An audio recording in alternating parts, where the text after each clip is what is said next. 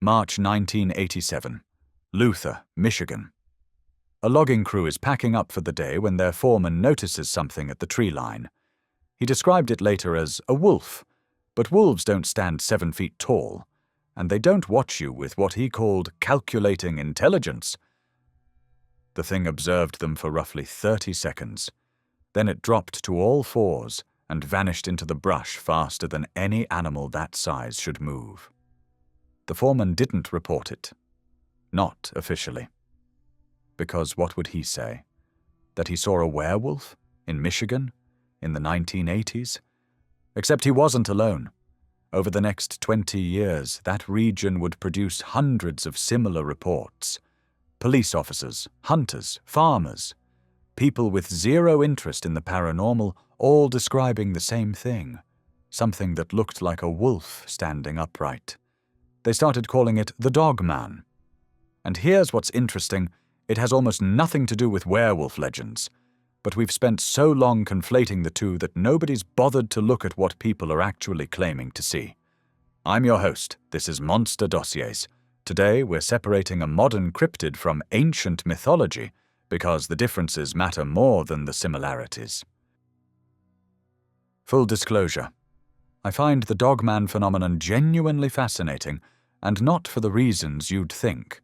Werewolf legends are global. They go back thousands of years.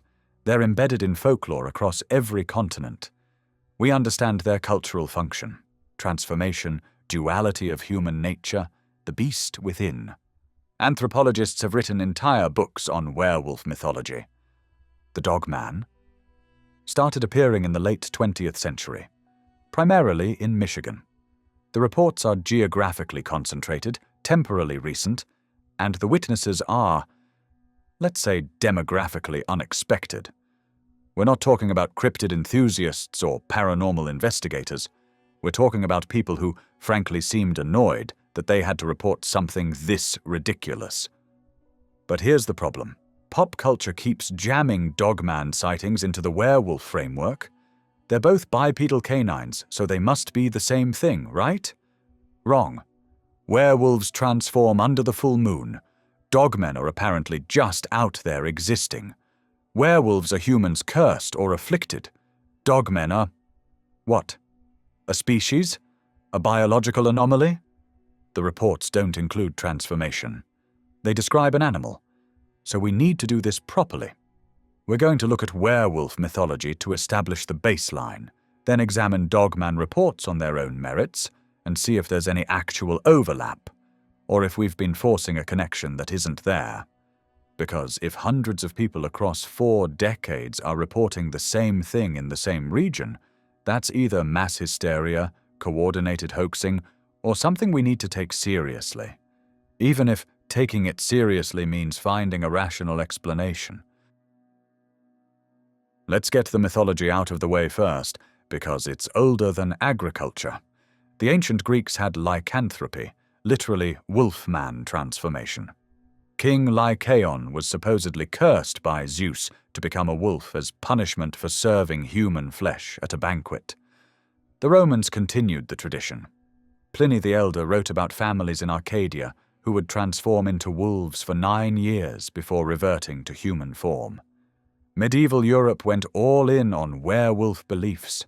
The terminology changed by region: loup-garou in France, lobisomum in Portugal, wilkołak in Poland, but the core concept stayed consistent. A human transforms into a wolf, usually at night, often during the full moon, and attacks livestock or people. The transformation mythology is key here. It's triggered by specific conditions: curses, bites from other werewolves, wearing enchanted belts made of wolf skin, or in some traditions, simply being born on Christmas Day. The person has no control. They transform, they hunt, they wake up human with no memory of what they did. This served obvious cultural functions. It explained animal attacks. It provided an outlet for discussions about human violence and loss of control. It reinforced community bonds. The werewolf is almost always an outsider or someone who violated social norms. The Hollywood version added silver bullets and tragic romance, but the transformation element remained central. The 1941 film The Wolfman essentially standardized the modern werewolf myth. Full moon, transformation, loss of control, silver vulnerability. Geographically, werewolf legends are everywhere. Europe, Asia, Africa, pre-Columbian Americas. Every culture with wolves, or large predators in general, developed some version of the transformation myth. Now here's what's important. Werewolf reports are historical. Past tense. The last alleged werewolf trials in Europe were in the 1700s. We don't get credible modern reports of people transforming into wolves. That mythology stayed in the past where it belongs. The Dogman started showing up in living memory, and nobody's claiming it transforms from anything. The term Dogman appears to originate from a 1987 radio broadcast. Steve Cook, a disc jockey at WTCM-FM in Traverse City, Michigan, wrote a song called The Legend as an April Fool's Day joke.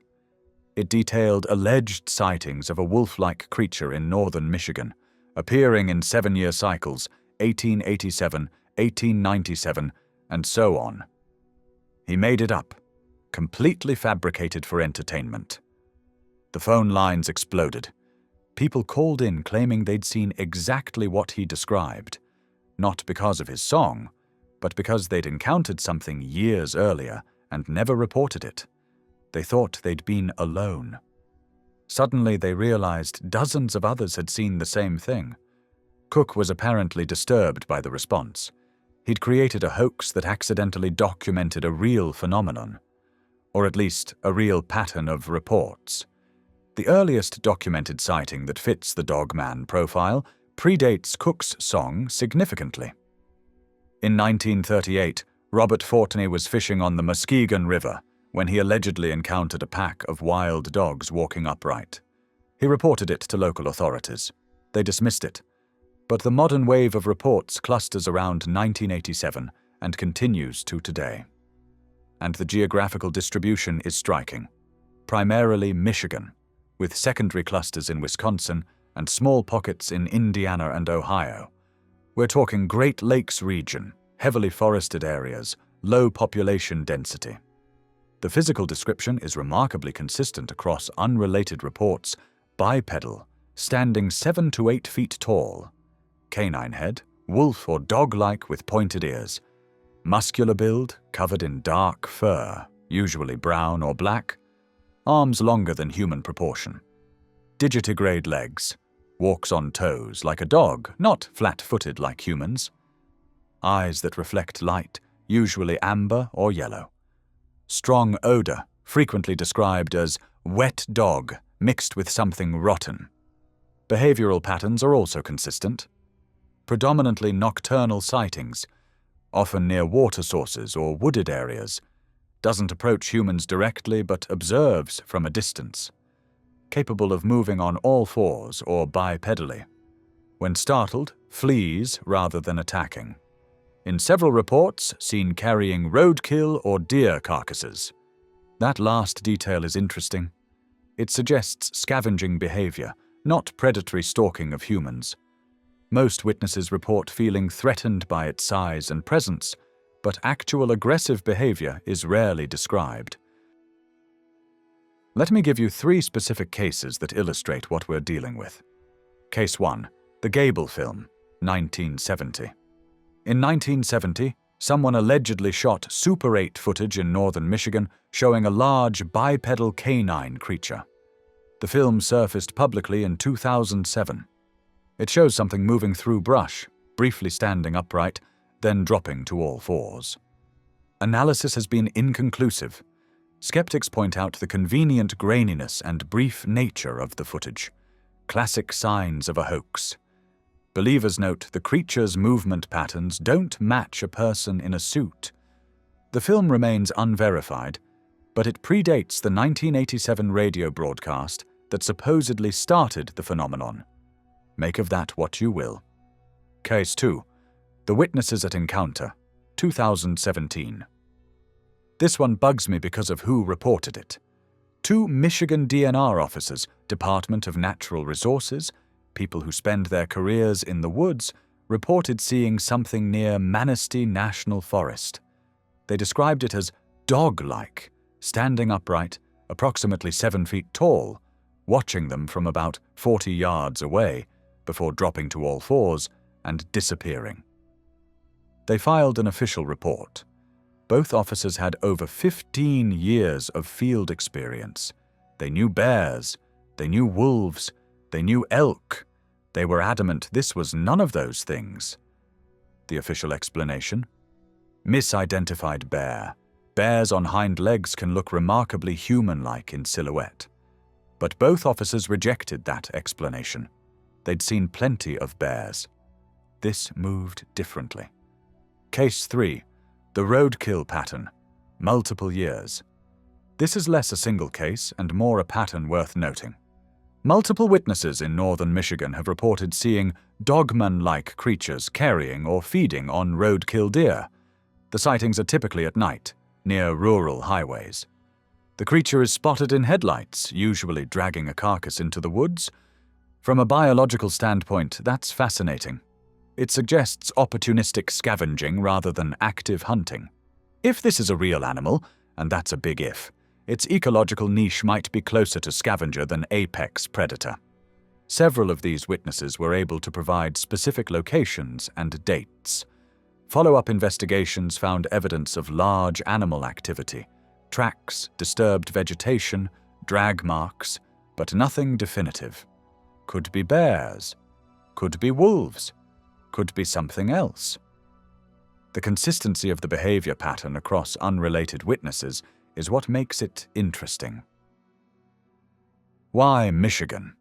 That's the question that needs answering. From a skeptical standpoint, you could argue it's self-reinforcing. Steve Cook's 1987 broadcast primed people to interpret ambiguous sightings as dogman. Once the term existed, confirmation bias took over. Every bear on its hind legs became a dogman. But the counter-argument is geography. Michigan has extensive forested areas, over 50% of the state is wooded. Low population density in the north. The Great Lakes create unique microclimates. If an unknown large predator or omnivore existed in North America, this is exactly the type of habitat it would occupy. There's also the fact that Michigan has a documented history of unusual animal sightings. Cougar reports, despite cougars being officially extirpated from the region since the early 1900s.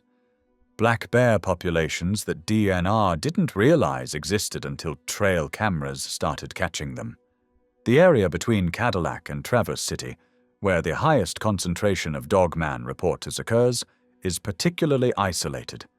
State forests, scattered farms, few towns. It's not wilderness in the true sense, but it's remote enough that large animals could move through without constant human observation. Indigenous tribes in the region, primarily Odawa and Ojibwe, have legends about bear walkers, shape-shifting sorcerers who could take animal forms. Some researchers have tried to connect this to dogman reports. The problem is, bear walker mythology is about transformation and witchcraft, not biological creatures. It's closer to skinwalker beliefs than dogman encounters. Geography matters. This isn't a phenomenon spreading virally online to other regions. It stays in Michigan. That's either evidence of a real, localized phenomenon or evidence of a very specific regional folklore development. All right, let's do this properly. What could explain dogman reports? Misidentification of bears. Black bears on hind legs can reach 7 feet. In poor lighting, the silhouette could read as canine. Bears also scavenge roadkill. This explains a significant percentage of reports. Misidentification of wolves, coyotes. Gray wolves are making a comeback in the Great Lakes region. A large wolf at an odd angle, partially obscured, viewed briefly. The brain might fill in bipedal posture. Hoaxing. Possible, but difficult to sustain across decades and hundreds of independent witnesses. You'd need coordination or a cultural incentive to lie. Neither appears present. Sleep paralysis/hypnagogia. Some reports occur at night near homes. Could be sleep-related hallucinations with cultural imagery filling in details. Mass suggestion. Steve Cook's broadcast could have created a framework for interpreting ambiguous encounters. People see something strange. Their brain reaches for the available explanation. Dogman. Unknown species. Least likely but worth considering. North America still has undocumented species. Usually small. Insects, fish, small mammals. A large predator avoiding human contact for this long seems biologically implausible. But implausible isn't impossible. The honest answer. Probably a combination of factors. Some reports are bears, some are misidentified known animals, some might be hoaxes, a handful might be genuinely anomalous experiences we can't explain yet. What I can say is this. The witnesses aren't all lying. They're reporting something. Whether that something is a cryptid, a known animal, or a perceptual glitch, that's the question. The practical advice section, with the usual caveats. If you encounter something you believe is a dogman, don't approach, obviously. Back away slowly while maintaining visual contact. This is standard protocol for any large predator. Make noise. Most cryptid reports describe creatures fleeing when startled. Don't run. Running triggers chase instinct in predators. Realistically, your actual threats in northern Michigan forests are black bears, getting more common, coyotes, rarely aggressive to humans but possible, exposure and getting lost, significantly more likely to harm you. Standard wilderness safety protocols will serve you better than cryptid-specific preparation. Here's what we've established. Werewolves are mythology. Global, ancient, centered on transformation and loss of control. They served cultural functions we understand. Dogman reports are modern, geographically specific, and describe something that supposedly exists continuously without transformation. The reports don't fit the werewolf framework beyond superficial physical similarity. The witness pool is diverse and often credible. The geographical concentration in Michigan is unexplained but consistent. The behavioral patterns described don't match typical predator activity. Could it all be misidentification? Yes, probably. Bears explain most of it. But the handful of reports from experienced outdoors people, DNR officers, and hunters who've spent their lives in those woods, those are harder to dismiss. Not because they're proof, they're not, but because these are people who know the difference between a bear and something else. Whether that something else is a biological entity, a perceptual phenomenon, or a psychological pattern, I don't know. Nobody does. What I do know is this. Conflating it with werewolf mythology doesn't help. They're separate things. One is folklore we understand. The other is a modern enigma we're still trying to categorize. Until then, if you're camping in northern Michigan and you hear something large moving through the brush at night, it's probably a bear. Probably.